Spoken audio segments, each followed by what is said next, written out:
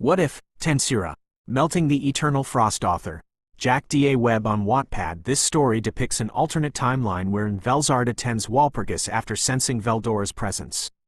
She subsequently meets our protagonist and becomes interested in him after his display at the meeting. After thinking for a bit, she decides to move to Tempest and becomes a close ally of Rimuru. Rimuru and Velzard will sometimes be out of character, OOC, as it is unavoidable for this premise. Rimuru, our protagonist, will be more rational and have an actual spine. Velzard, she will not be as cold and ruthless as her canon counterpart. Since Velzard is missing significant characterization in the early parts of the series, the author decided to write his own interpretation of her personality based on the original light novel. I recommend at least having seen the second season of the anime, since the story picks up from that point. This fanfiction will follow the main story beats from the original light novel, though some arcs will be glossed over if there are very few changes to the canon events. Chapter 27. Unmatched Blade. Rimuru's Pav, Milam and I couldn't contain our surprise, and our voices rang out loudly in the hall. Usually, I'd feel a bit embarrassed about being so loud, but my shock completely overrode that. The silence that followed was almost unbearable until Milam broke it. That's unexpected, Auntie. I thought you'd at least be on decent terms because you two lived together for so long, she said, clearly still grappling with the revelation. Velzard chuckled softly before responding.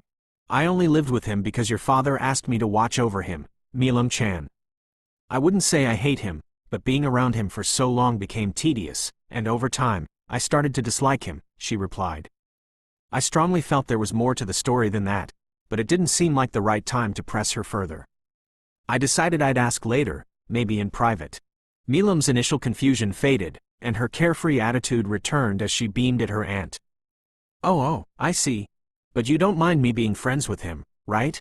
We are part of the ancient demon lords, after all, she asked, her usual cheer back in full force.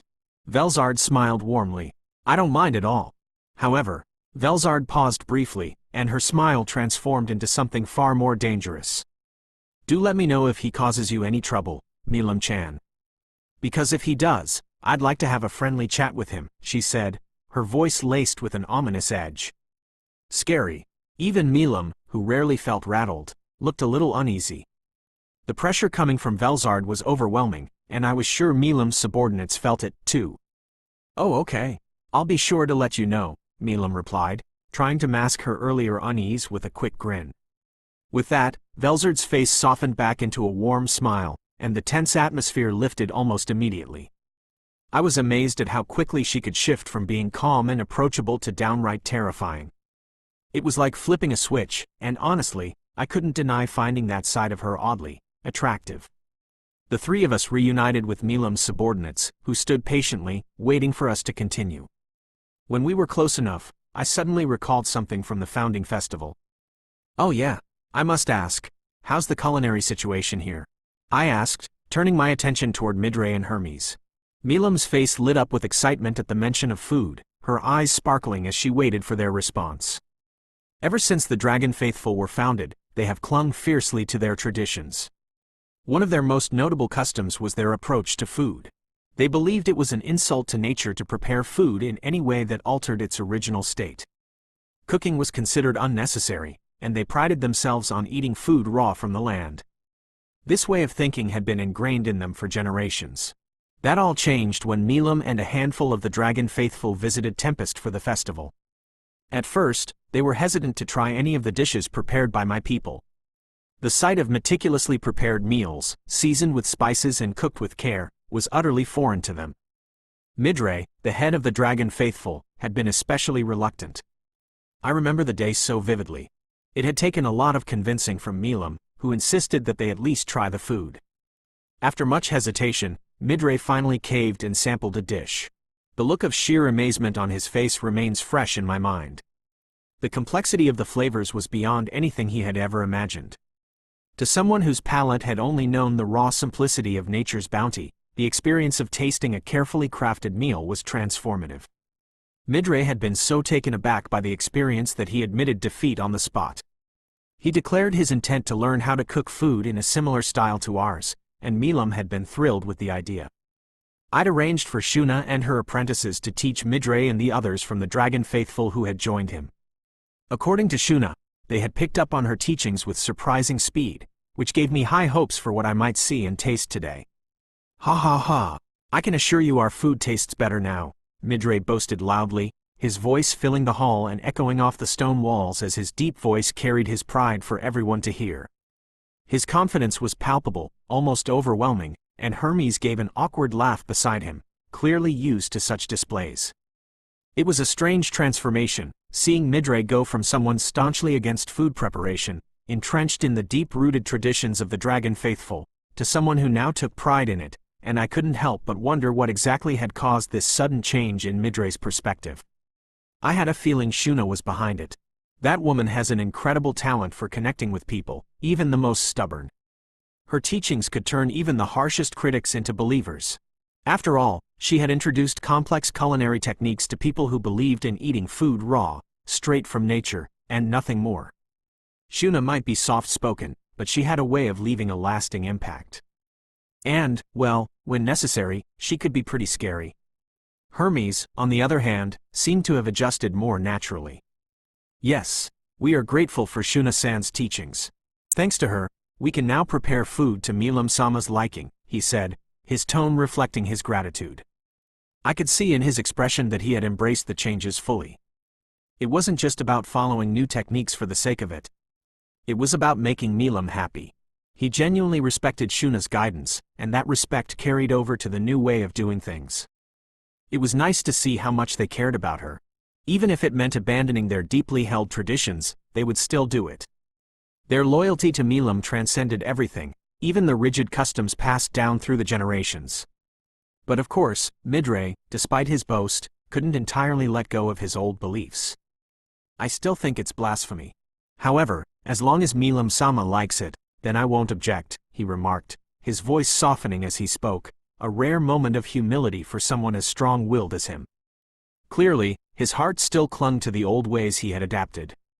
Carrion, on the other hand, found the whole situation hilarious. His laughter boomed as he strode over to Midray, slinging an arm on his shoulders. Midray's eyes flickered with confusion and mild annoyance at Carrion's sudden invasion of his personal space. Meanwhile, Frey stood nearby, shaking her head ever so slightly in disapproval. She maintained her usual poise, but I could sense a more profound tension between her and Carrion. It was subtle and easy to miss if you weren't paying attention, but something was definitely there. I couldn't quite put my finger on it, but the dynamic between the two of them was interesting, to say the least. Perhaps there was more than just professional respect between them. You're still on about that blasphemy stuff? The food is good, and that's what matters, Carrion said, his tone light and teasing, contrasting Midray's gruff seriousness. The Beast King didn't seem to care much for tradition, at least not when it came to food. His carefree attitude made Midray sigh in resignation as if he had already lost the battle. Carrion's perspective was straightforward. If it tasted good, that was all that mattered. And in a way, he wasn't wrong. Sometimes, it was better to let go of rigid beliefs and just enjoy the simple pleasures life offered, like a good meal. Sensing that the conversation might turn into another round of debate, Hermes quickly intervened to steer things back on course. Hey anyway, would you like to try it, Rimuru dono, Velzard-sama? He asked, his tone polite yet slightly hurried in an attempt to diffuse any brewing conflict. It was almost comical how he moved the conversation along, trying to keep Midray from launching into another tirade about culinary blasphemy. I appreciated the effort. Velzard, ever composed, responded with a calm affirmation. We'd be glad to, she said, her voice carrying a regal authority that seemed to ease whatever tension remained. I nodded in agreement, eager to taste the results of Shuna's influence on the Dragon Faithful's culinary skills. Please follow us, Hermes requested, his voice formal but welcoming. We all obliged, our curiosity piqued. I was eager to see how much Midray and the others had improved under Shuna's guidance.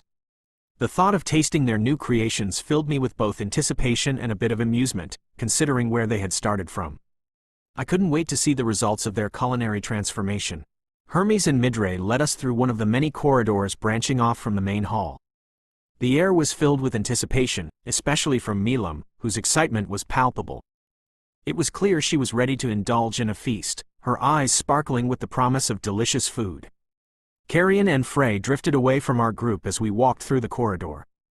They exchanged a few brief words, and it was evident that they were returning to their duties. After a short walk, we arrived at the dining hall, and the grandeur of the interior immediately took me aback. The space was beautifully designed, and while the ceiling wasn't as high as the main halls, it still exuded an impressive sense of elegance. The same magical torches flickered along the walls, casting a warm glow, while crystal chandeliers hung above, their light refracting in a dazzling display. In the middle of the room was a long dining table carved directly from the mountain stone. Its natural texture and shine made it a stunning focal point. What caught my attention were the chairs surrounding it. They had been finely crafted from high-quality wood. The table was adorned with a lavish tablecloth that flowed down the sides, adding a touch of sophistication, and 3 spaced-out candles flickered invitingly in the soft light. How fancy! It starkly contrasted the raw, rustic simplicity I had expected from the Dragon Faithful. It was clear that significant effort had gone into creating a welcoming and elegant atmosphere, and I felt a swell of pride for them. Upon closer inspection, I noticed the utensils laid out on the table. They were undoubtedly fancy and seemed to have been imported from outside the mountain. It made sense, considering the Dragon Faithful had only recently embraced food preparation like the rest of civilization. I doubted they had managed to create such refined products on their own yet. It made me wonder how they were cooking their dishes now. When Shuna taught them in Tempest, they had access to our utilities, which undoubtedly helped. But now, in this place where tradition still held sway, it was hard to imagine technology like that could be found here. Did they have their own methods of preparation? What kind of ingredients were they using? As I pondered these questions, the door to the kitchen swung open, and Hermes and Midray disappeared inside, leaving Milam, Velzard, and me seated at the dining table. I could feel a mix of anticipation and curiosity brewing in the air. Milam was practically bouncing in her chair, unable to contain her excitement at the prospect of the meal to come. Velzard, meanwhile, wore her usual calm demeanor, but even she seemed to be looking forward to what Hermes and Midray would bring out. I settled into my chair, taking a moment to appreciate the atmosphere. This place felt alive with potential, and I couldn't wait to see how the Dragon Faithful had transformed their culinary practices. Third-person paw of Hermes and Midray emerged from the kitchen, proudly carrying their dishes. The aroma wafting from the plates filled the dining hall, drawing the guests' attention. Evidently, the Dragon Faithful's culinary skills had taken a significant leap forward. The presentation was a step above what it had been before. While it still paled in comparison to the exquisite cuisines of Tempest, the dishes looked enticing enough to promise a satisfying meal. With a flourish, the two presented their dish. It was a colorful array of beautifully arranged vegetables, roasted meats, and rich sauces that glistened under the soft glow of the candles. Milam's eyes lit up at the sight, her excitement bubbling over as she wasted no time digging in. It was a momentous occasion for her. After all, her people finally served her cooked and prepared food instead of the raw vegetables they had clung to for so long. She took her first bite, and a look of pure bliss washed over her face. Rimuru and Velzard exchanged glances, pleasantly surprised by the quality of the meal. They both took their first bites, savoring the flavors that danced on their tongues. It was a delightful experience that sparked a conversation between them about their destinations. They began discussing various places they wished to explore. As they enjoyed their meal, laughter filled the air, punctuated by Milam's enthusiastic exclamations as she sampled each dish. The atmosphere was warm and inviting, starkly contrasting the often cold and distant reputation that the Dragon Faithful had carried. After finishing their meal, Rimuru and Velzard decided to stay for the night in Milam's domain. The thought of resting in such a vibrant and lively place was appealing, especially after a day of travel and exploration. Milam was thrilled by the idea, insisting they stay and enjoy the hospitality of her home. Meanwhile, as the night fell, Yuki's expedition crew had settled in for the evening, their camp quietly illuminated by the glow of a few flickering campfires. Most of the crew had already drifted off to sleep, exhausted from the day's journey. Rimuru's subordinates communicated with him through telepathy, sharing their report while the rest of the expedition crew slumbered. The familiar voices filled Rimuru's mind, each one conveying their observations and updates on the expedition's progress. They detailed the challenges faced on the road, the terrain encountered, and any significant interactions with Yuki. Once the reports were finished, Rimuru and Velzard settled into a luxurious guest room provided by the Dragon Faithful. Well, it was luxurious by their standards, adorned with rich fabrics and intricately carved furnishings that reflected the unique culture of the dragon's descendants. While it wasn't quite on par with the luxury of Tempest, they didn't mind. The comfort and warmth of the room felt welcoming after a long day of travel. As dawn broke, painting the sky with hues of orange and pink, Milam spoke with her subordinates about the upcoming expedition she would be joining. She explained that she would be away for some time, her voice brimming with excitement for the adventure ahead. Her subordinates nodded attentively, assuring her they would continue to uphold their responsibilities in her absence. They knew Milam well enough to understand that her adventurous spirit could not be contained, and they respected her decision to explore beyond their territory. With preparations complete and the morning sun rising higher in the sky, it was time to leave. Velzard took a moment to assume her dragon form. This time, her transformation was less dramatic, as it didn't unleash as much aura compared to the first transformation. Having already released much of her pent-up energy, she now radiated a powerful yet controlled presence, a reminder of her strength. Though Milam could fly on her own, she chose to ride atop her aunt, eager to share the experience with Rimuru. Their next destination was somewhere near JackDaWeb, and the thrill of the journey sent a rush of excitement through her. Once ready, Rimuru concealed their presence to avoid detection, utilizing his skills to cloak them from prying eyes. With a mighty flap of her wings, Velzard took flight at great speed, and Milam squealed with delight. While she had flown solo many times, riding on the back of a dragon brought an exhilarating sense of freedom and joy that was hard to describe. Velzard, mindful of her companions, chose not to travel at full speed. She maintained a pace that allowed them to enjoy the breathtaking view as they soared above the landscape, engaging in casual conversation. As they flew, the vast territory of JackDaWeb came into view, sprawling beneath them. However, they were still quite far from the capital city.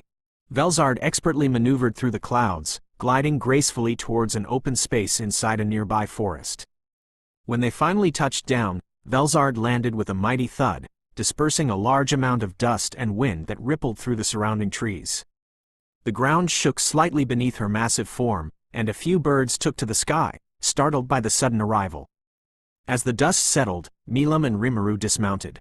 Rimuru's paw phew. I don't think I'll ever grow tired of riding on Velzard. The strong winds don't bother me in the slightest anymore. Even if I were to fall off somehow, I could still fly on my own. Whether or not I could catch up with Velzard's speed is another entirely different topic. Anyway, Milam and I stepped away from Velzard's massive dragon form.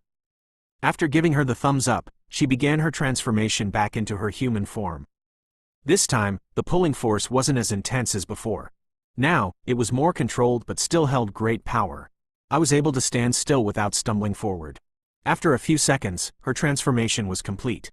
She walked gracefully toward us, utterly unaffected by the swirling dust and leaves around us. That was so cool. I want to do that again, Milam exclaimed, her voice full of excitement, her eyes sparkling with joy.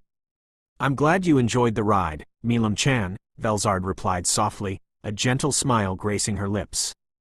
It was nice to see her so animated, her usually composed demeanor melting away in the face of Milam's enthusiasm. Amazing as always, Velz-chan. Now then, I suppose we should explore what this nation has to offer, I suggested, and the two nodded in agreement. As we surveyed our surroundings, the dense forest around us was alive with sounds. Birds chirped, leaves rustled, and a gentle breeze carried the fresh scent of nature.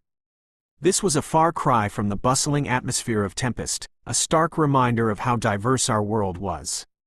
Where do you think we should start? Milam asked, bouncing on her heels, clearly eager to dive into the adventure. I considered our options, noting that we were relatively close to a few small villages that dotted the landscape. We could visit the nearby towns and see what's happening with them.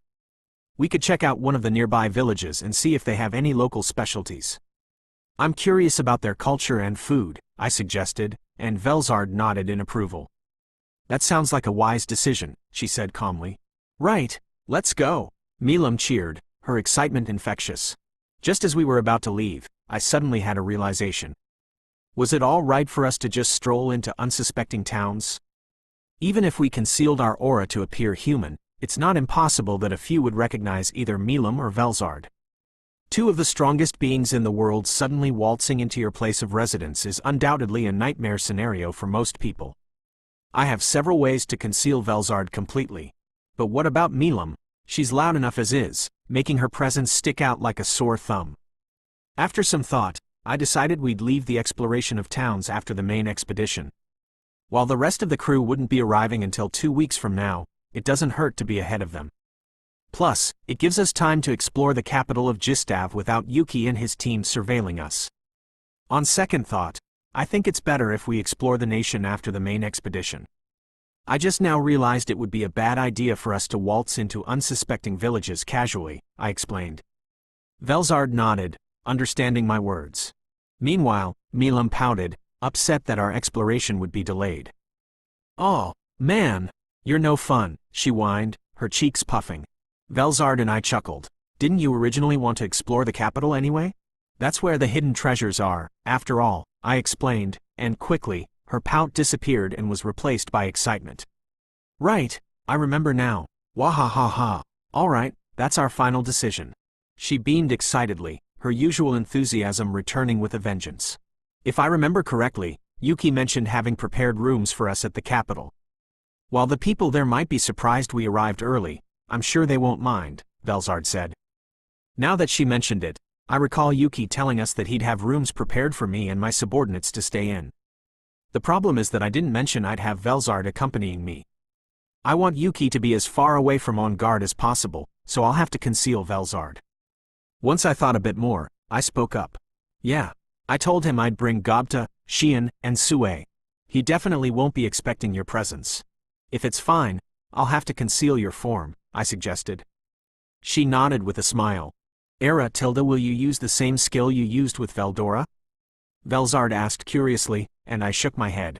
"If I assimilated your energy with my appearance would change too drastically, making it obvious. Therefore, I'll use something else," I replied vaguely, piquing her curiosity more. "And that is," she pressed. "I'll use to assimilate your energy with my sword instead. Since my weapon would be easier to conceal, I decided this would be the best method," I replied, and her eyes widened in surprise. Tilda, you're just full of surprises, Rimuru-kun," she mused. I scratched the back of my head, slightly embarrassed. He, that's only a partial reason why I decided to go with it. The real reason is simply that I wanted to try it with you," I admitted. Velzard giggled, a warm light in her eyes. "Is a frightening skill I've been dying to try. It's an ability of Azathoth that allows me to transform a true dragon into a small orb, which I could then insert into my blade slot. According to Seal, the result is a weapon that is unmatched in all categories. It'll become a truly terrifying sword capable of wiping away nations in a single swipe. The craziest part is that my blade has 3 slots for the 3 true dragons. While it's unlikely that I'd convince the other one, that being Velgrand, to become part of this weapon, it mattered little. Just having whether Veldora or Velzard's energy assimilated with my sword made me more than powerful enough. Before I activated the skill, I turned to face Milam. She had been intently listening to us and was now eagerly waiting to watch the transformation take place. "Milam, I trust you won't tell anyone about what you're about to see. Especially the other demon lords. Got it?" I asked her, and Milam nodded happily. "You got it, bestie," she affirmed, her eyes sparkling with excitement, and I gave her a nod of acknowledgement. I turned to Velzard, waiting for her signal. She smiled and nodded, letting me know she was ready. With that, I unsheathed my blade with my right hand. I held up my left hand, palm facing the sky. "Assimilate it all, Azathoth," I uttered under my breath, and my skill obeyed. Like her previous transformations, Velzard's body began to glow a bright blue. However, instead of growing or shrinking, something else occurred. As if there was a tiny black hole in my hand, the silhouette of light began to get sucked towards it. It resembled the phenomenon known as spaghettification, where mass falling into a black hole would shrink thinner and thinner the closer it got. The glow intensified, casting an ethereal light around us that danced through the leaves of the surrounding forest. I could feel the power pulsing, a rhythmic heartbeat echoing the very essence of Velzard's being. Eventually, all of Velzard's energy was compressed into a tiny orb that weighed less than a pearl.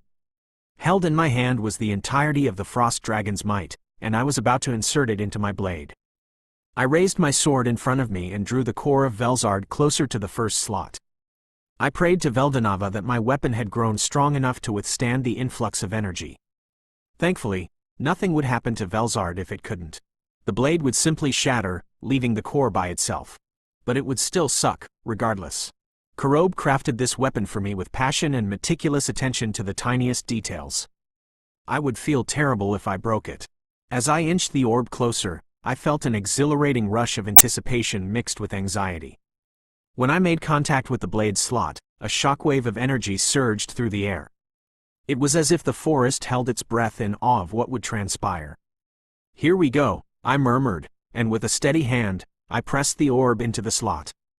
In an instant, the blade shuddered as Velzard's energy surged through it, wrapping around the weapon like a living entity. A brilliant light engulfed my vision, and for a split second, I thought I would be consumed by the sheer force of it all. But just as quickly, the light stabilized, and I felt an overwhelming sense of harmony between my sword and the essence of the frost dragon. I could sense the immense power coursing through my weapon, a perfect blend of my strength and Velzard's formidable might. It resonated with my very soul as if it were a part of me. "Is it working?" Milam asked, her voice a mix of awe and disbelief. I looked down at the blade, now shimmering with a radiant blue hue that was unmistakably Velzard's essence. "It worked," I confirmed, a grin spreading across my face.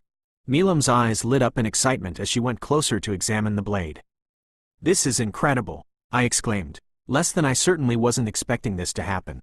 "Regardless, I'm glad. You did well, Rimuru-kun." Greater than asterisk Velzard's words echoed in our minds. She was communicating through telepathy, a familiar method for beings like her. As a spiritual life form, her physical form didn't limit her ability to exist and interact. Her essence was now housed within my sword, yet she was still with us in every way. "Cool. You can still talk to us even in that form," Milam exclaimed, her eyes sparkling with excitement. Her energy was contagious, and I couldn't help but feel equally thrilled. While I knew Velzard could communicate with us like Veldora did when I assimilated him, it was still surreal to experience it firsthand. Having your sword not just wield incredible power but actually talk to you is pretty wild. Less than of course I can. Thanks to my new form, I will be perfectly hidden in plain sight. Even if I could already disguise myself. "You're pretty cheeky, Rimuru-kun," greater than asterisk Velzard teased, and I couldn't help but blush slightly at her words. She had caught me red-handed. He, you know me well," I admitted shyly. "But before we proceed, are you okay staying like that for 2 weeks?" I asked. "Less than I don't mind. After all, my physical form means little to me. In fact, I'd even say being in this state is somewhat comforting." Greater than asterisk. "I see.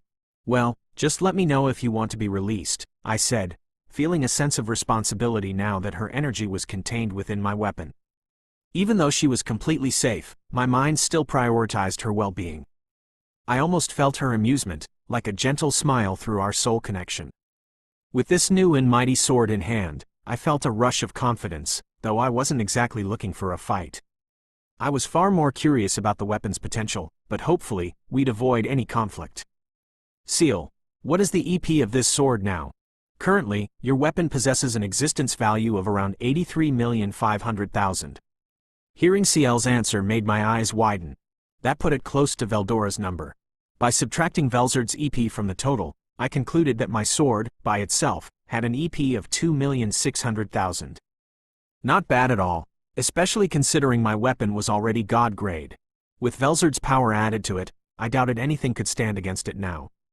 I carefully sheathed the blade, feeling an even greater sense of respect for it, knowing that Velzard's essence was within.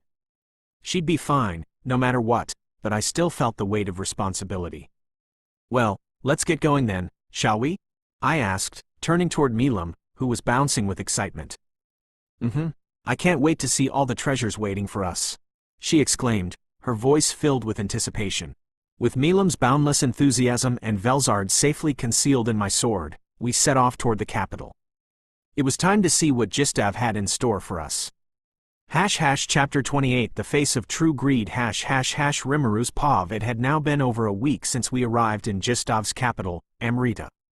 While the station dark elves were understandably surprised by our early arrival, they didn't question it. I simply explained that we teleported to Milam's domain first and flew here together. With Yuki's group still a week away, I had plenty of time to explore and get familiar with the place. During my stay, I learned a lot about Amrita, though I didn't do much exploring myself. Instead, I inquired with the Dark Elves about their history and layout. The city was divided into two distinct sections, each functioning almost as its own entity. Above ground stood the Grand Castle, once heavily guarded by Adamon's undead army and a complex spell woven into the land by Kazalim himself. Beneath the castle lay the hidden Undercity, a vast three-layered structure. Amrita's main residential area was the top level, home to the Dark Elves, their descendants, and the castle's servants.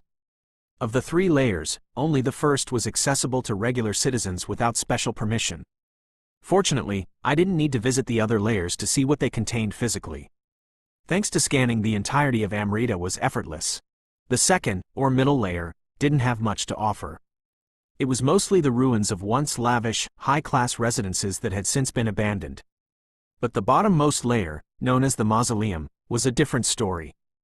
It was a grand memorial, adorned with silver and gold treasures, making it one of the most impressive structures in the Undercity. A formidable defense system also protected the layers below the surface. It was an army of golems. Each one was powerful enough to take on a demon lord of Clayman's caliber. Combined with the magical barriers surrounding the area, the hidden city was nearly impenetrable, even for the most skilled attackers. Now that I had essentially completed the expedition before it even began, I had an entire week to do whatever I pleased. The Dark Elves had politely advised me not to venture into the lower layers of the Undercity, which I gladly obliged. After all, I already knew what they contained. Instead, I had another task in mind. Over the past week, my sword had remained sheathed, as I hadn't encountered any enemies. Velzard, in her current form, mainly stayed quiet. Occasionally, she would check in on me, asking how I was doing. Even in the form of a sword, she could still observe the world around her. It was comforting to know that while she wasn't with me in her usual form, she was still by my side. During this time, I also discovered something incredible about my blade's properties when used with. Having the core of a true dragon embedded in my weapon didn't just amplify its raw power. No, it did much more. It allowed the blade to channel the true dragon's essence into its strikes directly and even bypass what they represented. What do I mean by this? Take Velzard, for example. Her essence was representing the purest form of defense. By imbuing her essence into my blade, I could bypass all defenses. Barriers would be rendered useless against this weapon. However, that didn't guarantee victory in every battle, and only allowed me to bypass defenses. If my opponent had rapid regeneration or another means of recovering, they could still put up a fight, though the chances of that were slim. Now, what about Veldora? His essence was, at first glance, this might seem less practical. But when channeled through my weapon, Veldora's ability guaranteed the complete obliteration of any target upon contact. While it might not be effective against non-physical defenses like barriers, it was perfect for destroying objects with incredibly high durability. This would pair incredibly well with Velzard's defensive bypassing core. Then there was Velgrund, the Scorch Dragon. Her essence was which embodied the ultimate offensive force.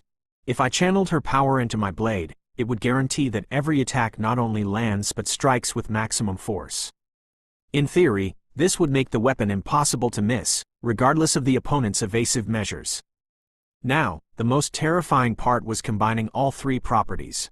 By merging the powers of Velzard, Veldora, and Velgrund, I would wield a sword capable of bypassing any barrier, shattering any object, never missing, and consistently delivering the most devastating blow. It was a terrifying prospect. Possessing just one of those abilities would be an overwhelming advantage in most battles. Having all 3 was an automatic win condition. Back to what I wanted to do. Milam had been nagging me non-stop to test out the sword. Initially, I refused her requests. The sword was far too destructive, and there wasn't anyone around besides Milam herself who could withstand even a light swing from it. But Milam wouldn't take no for an answer. She kept insisting until, eventually, she offered to let me hit her with the blade.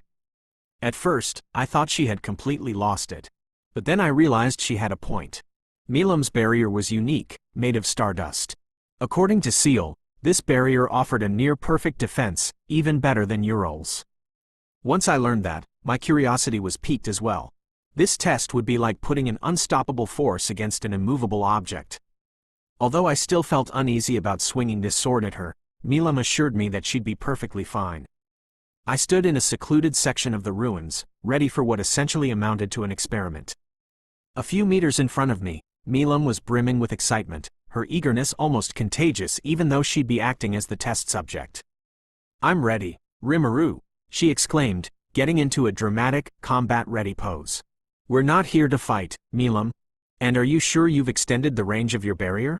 I asked, hoping to temper her enthusiasm. I know. And yes, don't worry about it. My barrier's extended just like you asked," she replied in her usual rushed and eager tone. "You come up with the craziest ideas, you know that?" I muttered, shaking my head as she let out a cheeky laugh. "Let's just get this over with." Carefully, I unsheathed my sword. As always, I treated it with the utmost care, since it held Velzard's very essence. Once the blade was free, I gripped it firmly with both hands, ready for the test. "Less than be careful, Rimu-kun. Don't cause too much damage. And especially, don't harm Milam-chan." Greater than asterisk Velzard's calm voice echoed in my mind, offering a measure of reassurance. "I'll try my best. Your niece is totally crazy, though. Less than foo-foo-foo tilde the curious mind of a child is indeed a wonder." Greater than asterisk child in age? Definitely not. Milam was over 2,000 years old. Child in mentality? Absolutely. This idea of hers had to be one of the wildest I'd ever heard. I lifted the sword above my head, positioning the swing so that it wouldn't hit Milam directly but would still make contact with her barrier, which she had extended by a few meters. I glanced at Milam once more, and she gave me an enthusiastic nod, eager for me to proceed. With a resigned sigh, I brought the blade down in a slow, deliberate motion. I was careful not to put much strength into the strike. In fact, it was such a weak swing that even during sword practice, I'd struck harder. But that didn't matter. To our utter surprise, the blade cut through the barrier effortlessly. Yet, cut through might not even be the correct description. It was almost as if the barrier wasn't there at all. Like a hot knife through butter, the sword phased through Milam's defense without resistance. Despite my weak effort on the swing, it generated an airblade shockwave that rippled outward, smashing into several rock pillars and crumbling parts of the ruins behind her. What the hell? That strike was so slow a child could have blocked it. And yet, it still unleashed that much destruction. Regardless, the attack phased through Milam's barrier. But even with that, I'm sure she would remain unharmed if it hit her directly. After all, Velzard's essence allowed my blade to bypass barrier-type defenses but not an object's durability. And there was no doubt in my mind that Milam was one of the most durable beings ever.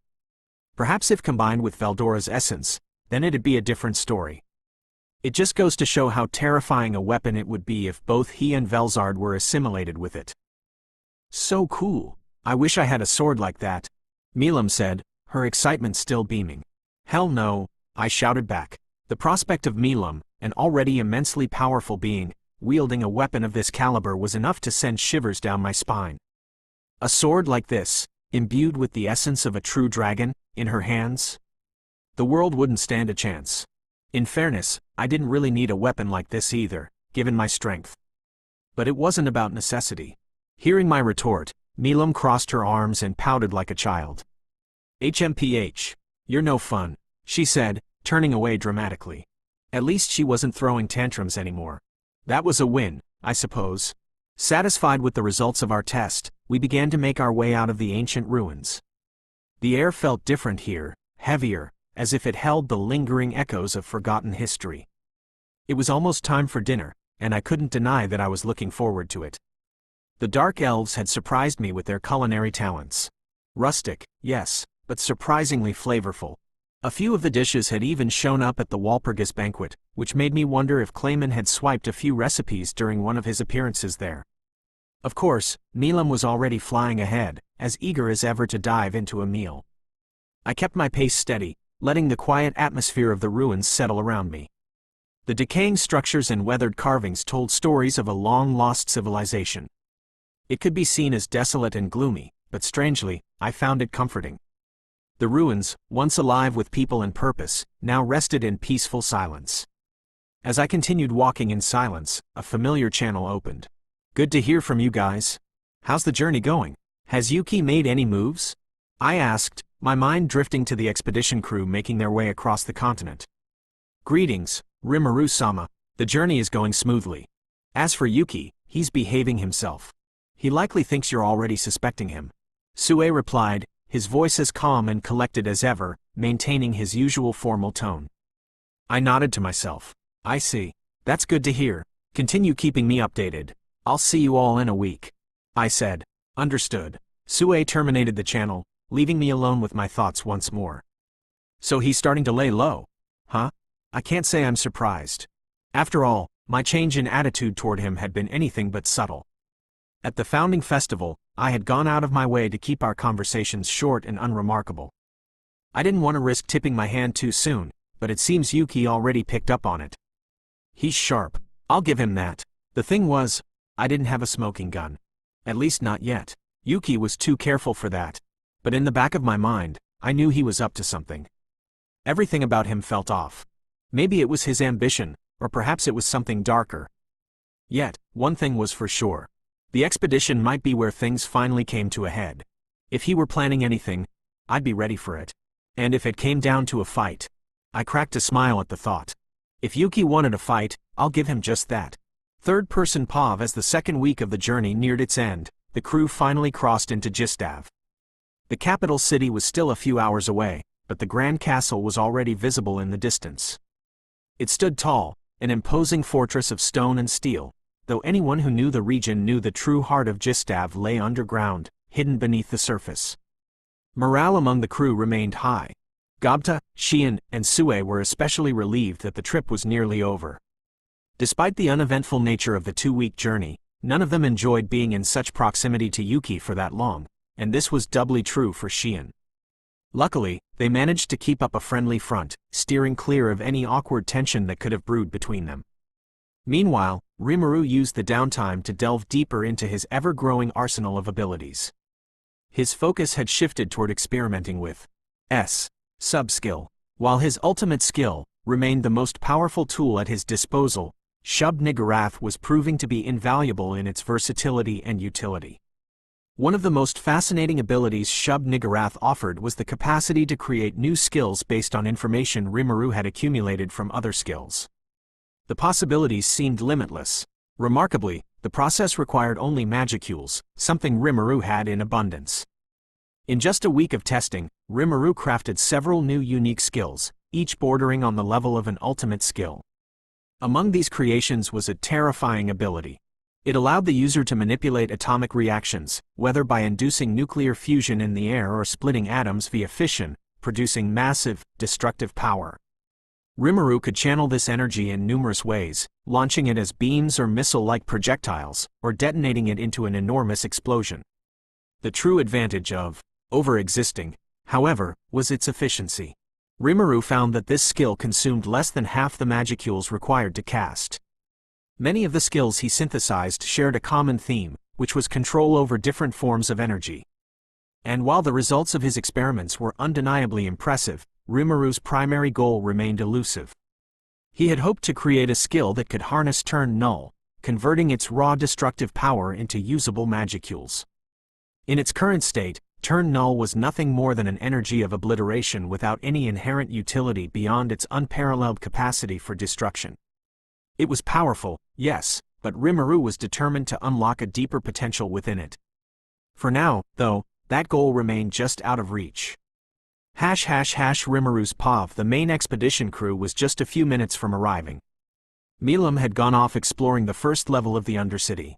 She'd been dying to explore the lower levels and was even ready to brute force through the seals. Luckily, I managed to convince her to wait a little longer. I don't know how much longer I can babysit Milam. Regardless, the expedition will begin and most likely end today. I've been anticipating seeing if Yuki really did set a trap for me and, if so, what it could potentially be. While I doubt he'd try anything stupid, especially with Milam around, you can never be too sure. Warping outside of the castle, I ended up at the entrance gate. Sure enough, the expedition crew had arrived. As the wagon came to a halt, its doors creaked open, and Yuki stepped out first, stretching his arms with a relieved sigh. His secretary followed closely behind, accompanied by Gobta, Xian, and Sue. The group waved at me cheerfully, and I raised a hand in return. "Hey, what took you guys so long?" I said with a teasing grin, my voice carrying an air of casual mockery. Yuki chuckled, brushing off the playful jab with an easygoing shrug. "Ah, how long have you been waiting, Rimuru-san?" he asked in response. I crossed my arms, tilting my head slightly. "About a week or so. I must say, the place you have prepared for us is nice," I complimented. Yuki's smile widened, though he scratched the back of his head, looking a bit sheepish. "Ehehehe, you must have been bored, but I'm glad you've enjoyed your stay so far. The preparations were all thanks to Kigali," he said, gesturing to the woman beside him. Kigali stepped forward and bowed lightly, her expression unreadable but courteous.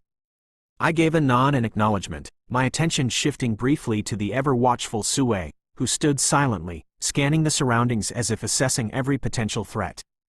Gobta and Xian looked incredibly relieved to be out. I suppose sitting for hours on end inside a wagon must have felt painfully mundane. "By the way, is Milam-sama already here?" Yuki asked, glancing around as though expecting her to pop up at any moment. I nodded. We arrived here at the same time," I replied nonchalantly, but his expression shifted into one of genuine surprise. "Is that so? Then it looks like we're all complete. Let's have lunch before we proceed," Yuki announced, his voice brimming with enthusiasm as he clapped his hands together. I couldn't help but smile at his eagerness and nodded in agreement. Milam had been aimlessly wandering the Undercity, bored out of her mind. I knew for a fact she was just excited about eating. I had told her to wait for the rest of the group, much to her disappointment. But now that the crew was here, she could indulge herself soon enough. Our group began moving toward the castle, with Yuki leading the way. The journey was relatively quiet, with light conversation filling the gaps. There were quite a number of us, consisting of me, my subordinates, Yuki, and the rest of the expedition team. Just to be safe, I activated on each unfamiliar face, scanning them in a flash. From the gathered data, I could conclude that none of the expedition members were particularly noteworthy combatants. The strongest among them was AB class, which, while impressive by human standards, posed no threat to my companions or me. Third-person POV. The group entered the dining hall to find Milam already sitting comfortably in her chair, kicking her feet slightly under the table in anticipation. Her bright eyes gleamed as she spotted them, though she remained unusually calm, probably because of the promise of food. Yuki and the rest of the expedition crew greeted her respectfully, offering polite bows and cheerful smiles. Once everyone was properly acknowledged, they took their seats, settling into the hall's vast dining arrangement. Rimuru joined Milam at a central table, flanked by his subordinates, while the rest of the larger expedition crew split up among the other tables scattered around the hall.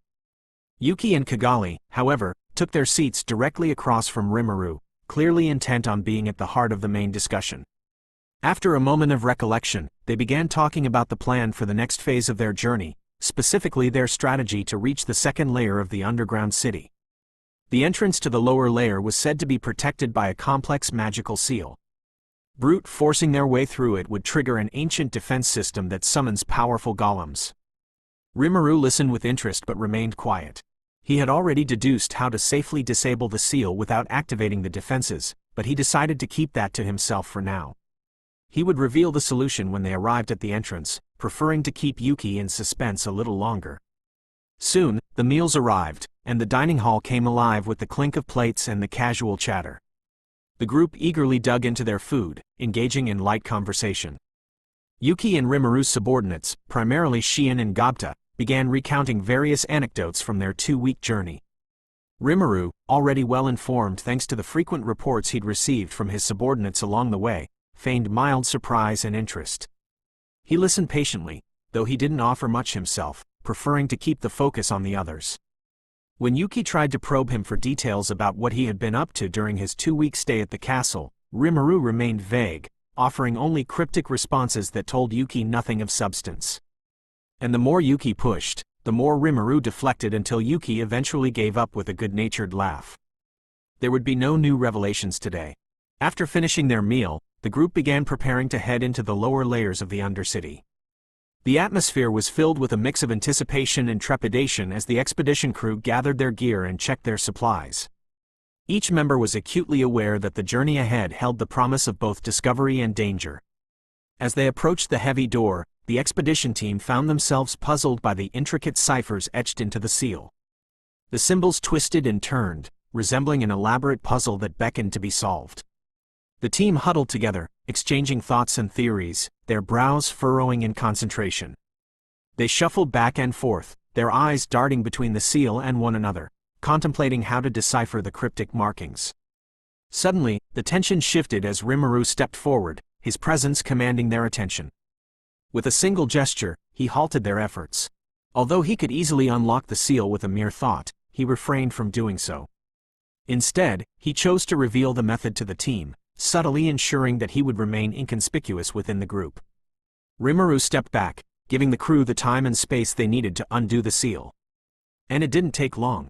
As the seal clicked open, the heavy door creaked, revealing a dark passageway that beckoned them into the depths of the Undercity. Yuki and Kigali exchanged surprised glances, with astonishment etched on their faces.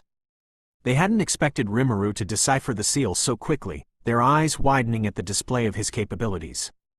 However, they promptly rationalized the feat, considering his extended stay in Amrita. Perhaps he had taken the time to familiarize himself with the intricacies of the Undercity and its defenses. Meanwhile, Rimuru's subordinates displayed little reaction to his swift success.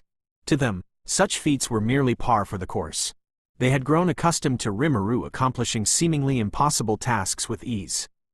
Shion and Gobta shared knowing glances, admiration, and pride swelling within them as they stood by his side.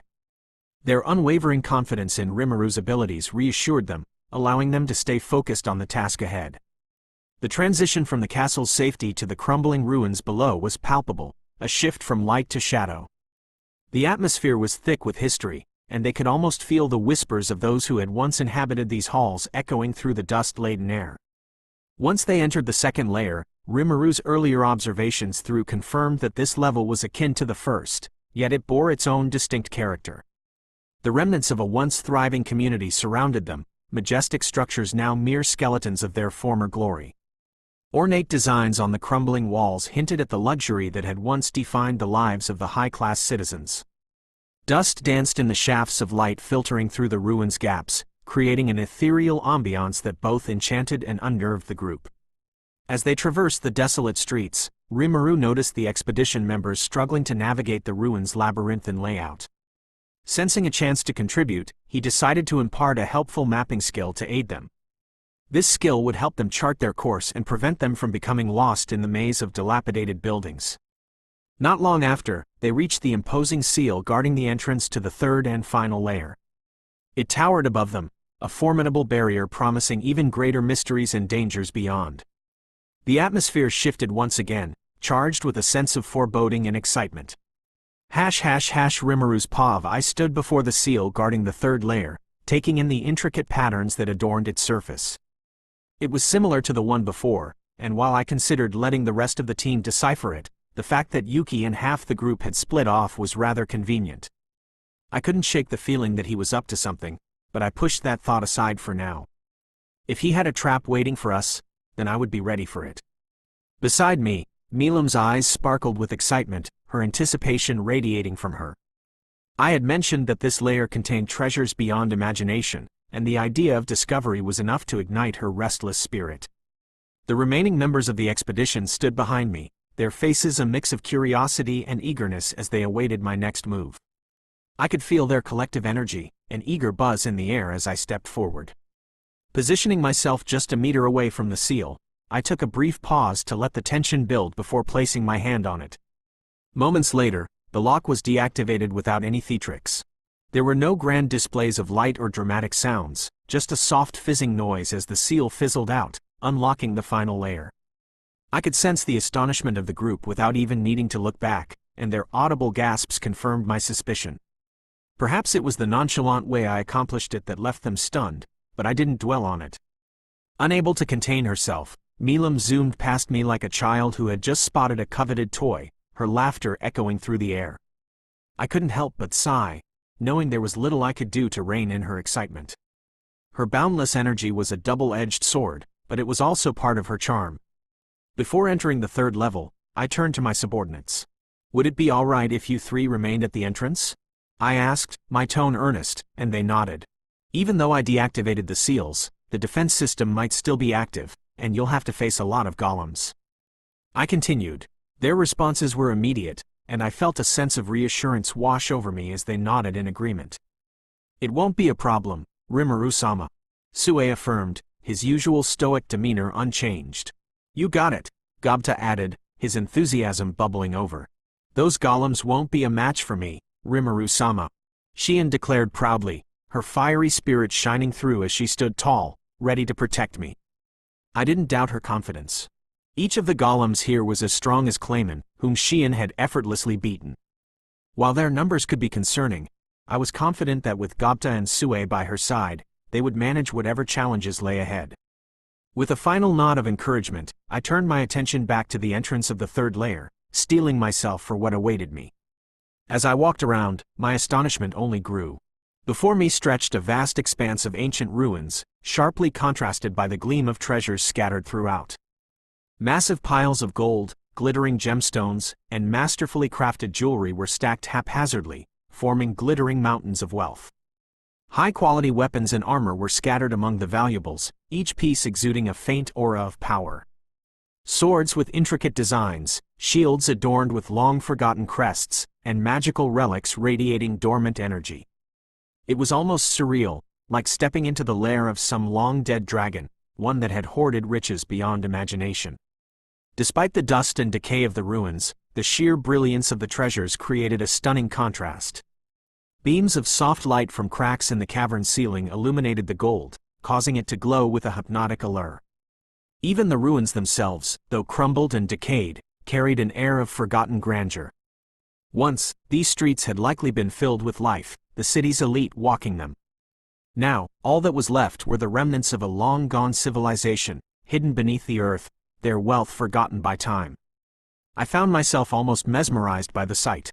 It wasn't often that I encountered something so cliché yet undeniably awe-inspiring. However, even as my eyes took in the grandeur of it all, I couldn't shake a growing sense of unease. There was a strange tension in the air, like a buildup of pressure beneath the surface. Something was very off with the place. Ahead of me, Milam flitted from one treasure to the next, her usual exuberance on full display.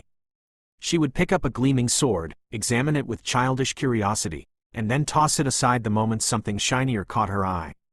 Her excitement was infectious, though my own thoughts were too preoccupied to fully enjoy the moment. Then, as if on cue, a powerful tremor suddenly shook the entire chasm. The ground quaked violently, and stalactites, along with ancient pillars, began to collapse around us. Instinct kicked in, and I erected a barrier above the expedition crew, shielding them from the falling debris. I saw them drop to the ground, covering their heads as I focused on keeping the barrier stable. After a few tense seconds, the shaking finally subsided. Milam flew over to me, her expression a mix of excitement and concern. "Rimuru, did you feel that? I think we're being attacked," she exclaimed, her tone unable to contain her thrill at the prospect of action. "Yeah, that couldn't have been an earthquake. Something's going on," I replied, my voice steady despite the underlying tension. Moments later, a second tremor shook the Undercity, this one even more powerful than the last. The ground heaved beneath us, and I activated scanning not just the immediate area but the ground above us as well. It was then that I caught sight of a massive chaos dragon, its form colossal and menacing, currently clawing at the castle above us, tearing it apart as if it were made of paper. What the hell was it doing here? Why did it appear so suddenly? There was no indication that anything like it was nearby when we were on the surface.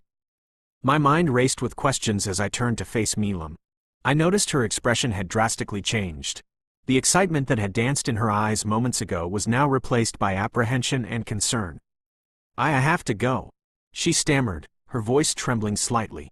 Chapter 29 True Greed Rimuru's pav. Before I could respond, she vanished, teleporting away in an instant, presumably to confront the chaos above. As I gathered my thoughts, my senses detected a large number of golems moving in my direction. By this point, the rest of the expedition team had taken cover somewhere near Shion and the others, their faces reflecting a mix of confusion and fear. Just as I was about to leave to join them, I felt the presence of several people behind me. Not taking another step, I turned around, narrowing my eyes. "There's no point in hiding now. Reveal yourselves," I commanded, my voice firm and unwavering, cutting through the tension in the air. 10 figures stepped out of the shadows behind the crumbling pillars, their movements deliberate and confident. Even in the dim light, I could tell they weren't ordinary fighters. They held themselves with a certain air of authority. Immediately, I recognized 2 of them. The little girl was someone I noticed during the founding festival. Her blonde hair and prideful gaze were unmistakable. If I recall correctly, her name was Maribel Rosso. The other familiar face was that of Gaia, the pitiful man who had tried and miserably failed during the fighting tournament.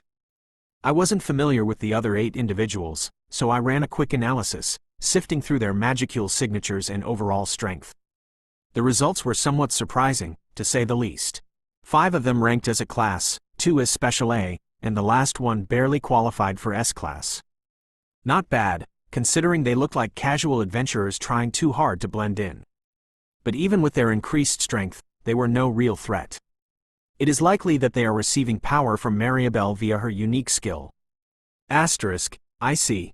That explains the absurd spike in their abilities. Without her, they're probably nothing special. The distance between their group and me continued to shorten as they approached, until they stopped just a few meters away. My gaze swept over them once more, but I paid little attention to anyone besides the girl standing proudly at the center of it all. It wasn't hard to guess that she was the leader of this little rebellion. "It is nice to finally meet you, Demon Lord Rimuru Tempest," Maribel greeted, her tone dripping with arrogance, though it was hardly fitting for someone her size. Her words didn't impress me, and my conviction remained. Nice isn't exactly what I'd call this.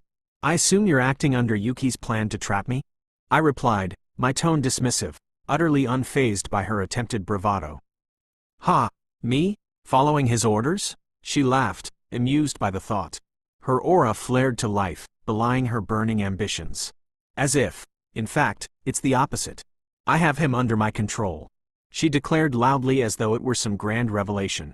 I raised an eyebrow. There was plenty of reason to doubt that claim. I found it difficult to believe someone like her could control Yuki, especially given how cunning he is. Still, if she thought it so firmly, then Yuki must have done a remarkable job playing the role of a puppet. "Enough," I said, waving a hand, my voice cutting through her pompous attitude. "State your business with me. I don't have time for this nonsense," I ordered. She could gloat all she wanted, but I had no intention of wasting time with empty threats. "My business with you? It's simple," she sneered, her lips curling in disdain. I folded my arms, already losing my patience. "I'm here to get rid of you. As things stand, Tempest will get in the way of our domination across the world. Our economy has already taken a massive hit thanks to your stupid festival." Her voice was thick with bitterness, and I could almost feel the venom in her words. "Really? World domination? That was the big plan?" I couldn't help but scoff internally.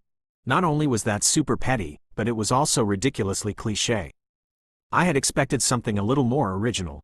"Then perhaps there's something wrong with your economy to begin with," I taunted, a smirk tugging at the corner of my lips. The idea that a simple festival could disrupt her plans for world domination was laughable. Clearly, they were standing on shaky foundations if something like that was enough to topple them. "Silence," she snapped, her voice rising in anger. With a swift motion of her hand, Maribel signaled Gaia to attack. Like a wild dog unleashed, he dashed forward, his eyes brimming with bloodlust. Yet, from my perspective, he might as well have been trudging through mud. His movements were painfully slow. I didn't even flinch as I casually walked forward. His blade whistled through the air, aimed directly at my head. Did he really think a basic slash like that would be enough to even scratch me? Honestly, it was almost insulting. The sword met my barrier with a resounding clang, and the moment it did, a powerful shockwave rippled from the point of impact. The force of the collision sent Gaia hurtling backward, like a ragdoll tossed aside. His sword, though still intact, was chipped and battered from the attempt. I barely suppressed a sigh. I guess that's what happens when you combine subpar techniques with poor equipment. Disappointing, but not surprising. Behind him, the remaining 8 fighters visibly tensed up, their postures shifting as they prepared for what might come next. Even Maribel, for all her bravado, couldn't hide the slight change in her demeanor. Her smug composure faltered, and I caught the brief clenching of her fist. Almost instantly, I noticed a shift in Gai's energy. He staggered to his feet, his eyes wild and more rabid than before. It was like he had become an entirely different person. His aura was more feral, and his strength seemed to have doubled. Using her unique skill, Maribel was able to convert the rest of his life force into physical power. So that's how it worked. True to its name, allowed her to convert others' desires into raw strength. Given her earlier claim about controlling Yuki, it seemed like her skill could also manipulate those whose greed she could tap into. Interesting, I muttered, rubbing my chin. Gaia, now overflowing with newfound power, launched himself at me again. This time, he was fast enough to be seen as more than a snail, but he was still far too slow for me to even bother reacting. I continued my calm pace toward Maribel and her remaining bodyguards, all of whom now wore expressions of concern. They were beginning to realize how outclassed they were. Not that it mattered. I barely spared a glance at Gaia as he closed the distance between us, his attacks now more frantic, more desperate. Without even breaking stride, I conjured a small sphere of concentrated aura. It was a fraction of my compacted into a tiny, lethal ball of energy. Here you go, I muttered, flicking the sphere of aura toward him like one would toss a pebble into a pond. Gaia didn't even have a chance to react. The moment the sphere touched him, it expanded into a brilliant explosion of pure force. The blast was powerful but controlled. It was a result of my aura being laced with a minuscule amount of turn null. His body didn't just explode. No, it was erased, completely obliterated from existence. I didn't bother looking back. The explosion was inconsequential. My real target was still ahead of me, waiting with wide eyes and a growing sense of dread. I walked steadily toward Maribel, ignoring the stunned silence that had fallen over her group. Impossible. It can't be. I expended all of his life force and granted him more than enough strength. His greed was immense. It should have empowered him beyond belief. Maribel screamed, her voice cracking with disbelief. Her small frame trembled, unable to conceal the distress that had taken over her once smug demeanor. Her composure, once unwavering, was shattered. Whether it was a conscious decision or not, she took a step back. Her guards, though still standing behind her, were no less shaken. Their faces reflected pure terror, though none of them dared to move. I stopped just a few meters away, observing them with cold disinterest. His life force meant nothing. He was just that weak. I replied casually, my tone as nonchalant as if we were discussing the weather. Maribel's expression contorted with both anger and confusion as she tried to comprehend how her strategy had failed so miserably. And greed? I don't think you even understand what greed truly is. My words cut through the silence, leaving her more perplexed than ever. How could I not understand what greed is? Do you know who I am? She shrieked, her voice echoing through the chasm like a desperate cry. My eyes narrowed as I prepared to show her the true depth of the gap that lay between us. I am Maribel of Greed. She yelled as if it were meant to invoke fear or respect. Her words, I'm sure, had the opposite of their intended effect. I let out a chuckle, the sound infuriating enough to stoke the flames of her anger. Her face flushed with confusion and fury, though that would soon change. You really don't get it, do you? I asked, shaking my head, a smirk tugging at the corner of my mouth. Maribel faltered, her gaze flickering with uncertainty. You don't know what greed truly is. I continued, letting an ominous weight hang on every word. My voice carried an unsettling force, as if it were reverberating through the air around us. I watched her men visibly flinch, their courage evaporating in an instant. Maribel herself recoiled, her bravado melting into something far less controlled. What are you? Before she could even finish, the familiar sound of the voice of the world cut her off, echoing within my mind and all those present. Less than confirmed. The individual, Rimuru Tempest, has successfully acquired the ultimate skill. Greater than the announcement hung in the air like a death sentence. Even though Seal usually suppressed such broadcasts, I let it happen this time. I wanted to make sure that every last shred of her pride was obliterated. This was more than just defeating her. It was about destroying her spirit.